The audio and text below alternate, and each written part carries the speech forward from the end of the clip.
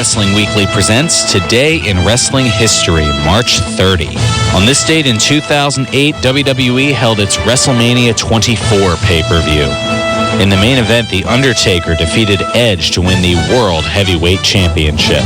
On this date in 1998, WCW Monday Night Raw aired live from Chicago, Illinois. In the main event, Roddy Piper defeated Hollywood Hogan by disqualification. On this date in 2003, WWE held its WrestleMania 19 pay-per-view. In the main event, Brock Lesnar defeated Kurt Angle to win the WWE Championship. This has been Today in Wrestling History, March 30.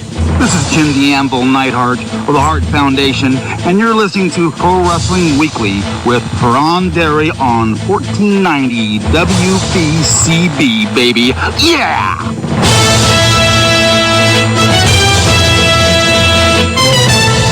Welcome back to Pro Wrestling Weekly here on 1490 WBCB and online at WBCB1490.com. Having fun with the discussion of Alex's predictions on WrestleMania 29. Jokingly saying if he does better than me, then he'll be filling in the air chair. Do you want to do this show every week? Just do this by yourself, talk wrestling for an hour? N-O spells no for Ron. Well, these come in as a co-host maybe every once in a while? Maybe it's a special guest? I said no. No, not even a guest? Man. Okay, maybe my friend Luke. Okay, there you go. Maybe we'll have to see about that coming up. More surprises in store. We'll leave it at that. Wow. All right, let's get to the phones. Speaking of surprises, you never know what's going to be said from Ron in Levittown. Ron, what's going on? How you doing this week? Pretty good. What's on your mind? Well, first off, if you're looking for a permanent host, you're the guy you could pick for it. You're Alex. He's very intelligent with his predictions.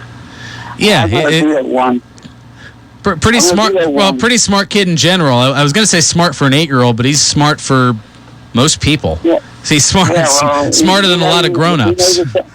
He knows his wrestling. I see something in that Shield match against Big Show. I see Big Show turning on Sheamus and Randy Orton too. Well, it's possible. I mean, Big Show has been a heel for a while, and he's, I guess, trying to earn the trust of Orton and Sheamus. I mean, Orton's pretty much bought in. Sheamus is a little hesitant. I don't know. Are they going a 92 Jake Roberts trust me kind of thing? It's possible. Yeah, well, I see that. And then as far as John Cena and The Rock, it was kind of interesting how that ended this week. I mean, I did not expect that, but then I'm seeing also somebody telling me that John Cena is going to win the belt and then lose it to Dolph Ziggler. He's going to cash in on that night, and he'll become the new champion. Well, here's the thing with that. Now, I don't know, and this is something that I guess WWE has kind of swept under the rug so they could make it a possibility.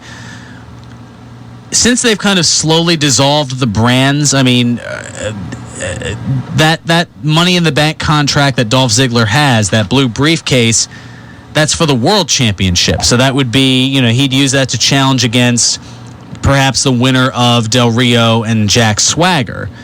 Can he cross over brands and use it to challenge for the WWE Championship?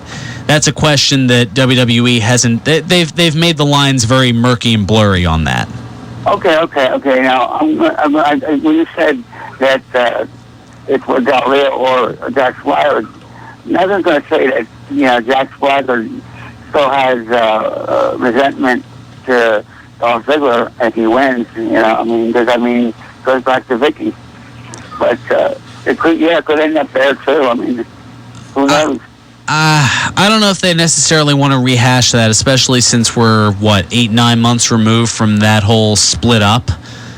Well, I am actually tired of the Jack Swagger storyline now, and after watching what happened last night, reiterated what I was trying to say was, Great Khali of all people.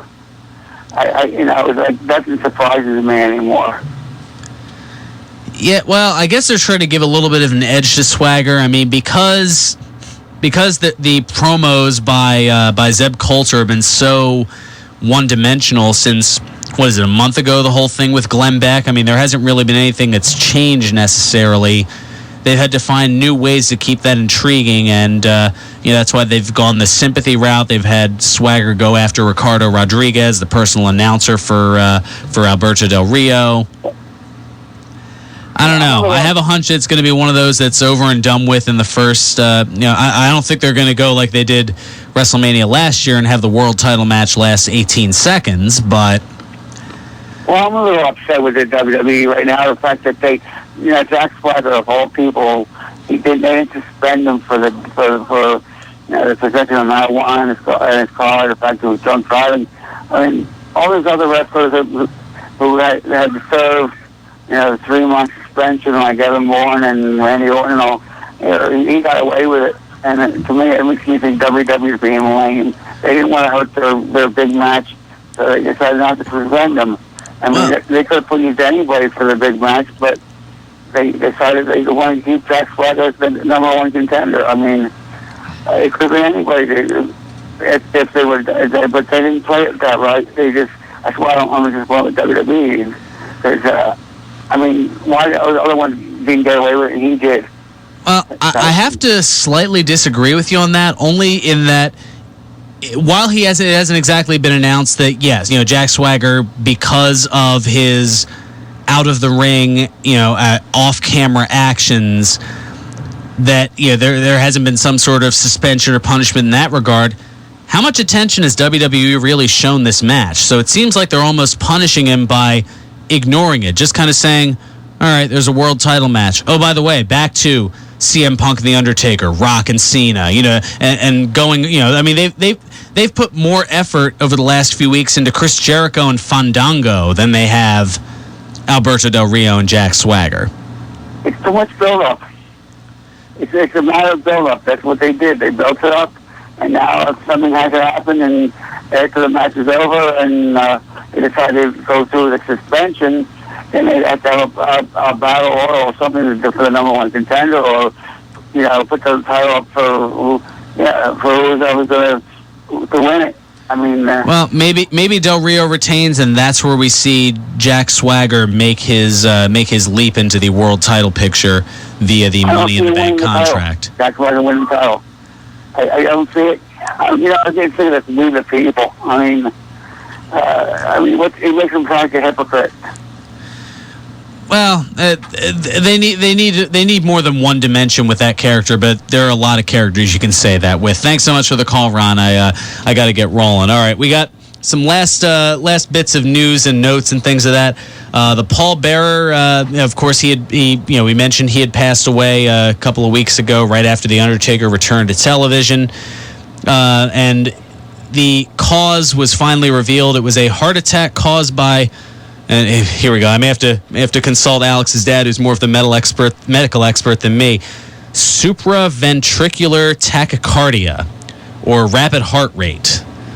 It's a treatable condition, not generally life-threatening, but it appears that Paul Bearer ignored the symptoms until it was too late, and that's unfortunately how things went there. Now, we've mentioned The Rock. We, of course, saw him on Raw. He's been making the media rounds as he's pretty much been everywhere. He's got, 38 different movies out all at the same time, pretty much. But, the latest one he was promoting was G.I. Joe Retaliation, and for a few of them, he pretty much didn't mention WWE at all. For Nickelodeon, for example, he was he won the Male Butt Kicker of the Year Kids' Choice Award for Nickelodeon. He was there to accept the award. He didn't carry the title belt, and at least during his acceptance speech didn't mention WWE at all. Same thing for appearing on Jay Leno to promote G.I. Joe. But he did mention WWE and Wrestlemania and did a whole bunch of stuff with Live with Kelly and Michael. Wow, I have to get used to saying that. In my mind, it's still Live with Regis and Kathy Lee. That shows you how far behind the times I am with some certain things. It's like, oh wait, Kelly Ripa and Michael Strahan? When did he stop playing for the Giants? That's how I know. I'm behind on these things. And Man, I've been saving this story, and all right. Medical terms will save me here from getting us into some dangerous territory. All right, Sean X-Pac Waltman. You remember it from WWE, WCW. He underwent surgery this past Sunday morning following a unique injury that he suffered at the Jerry Lynn retirement show a week ago. Waltman overshot his signature Bronco Buster move that is featured in the bottom corner there.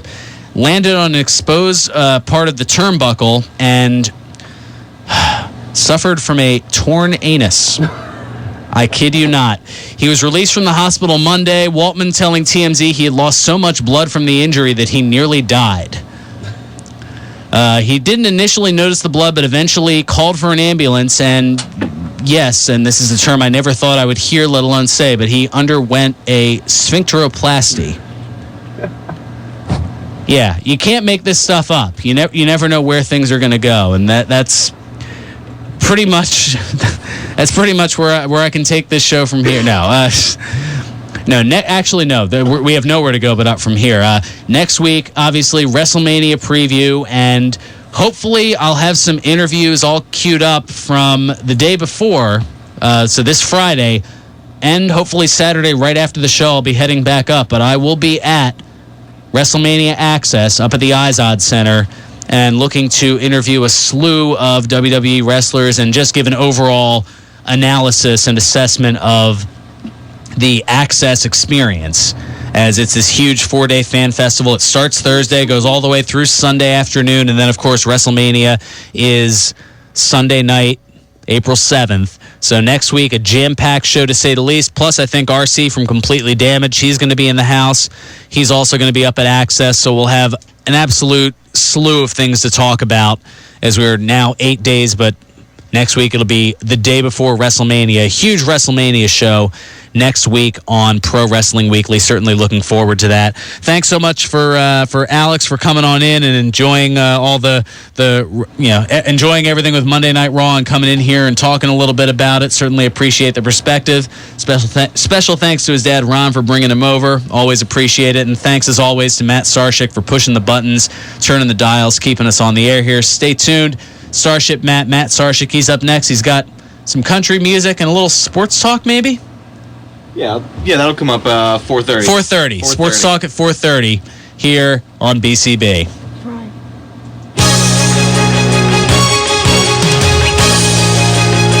1490 WBCB, Levittown, Fairless Hills, Trenton.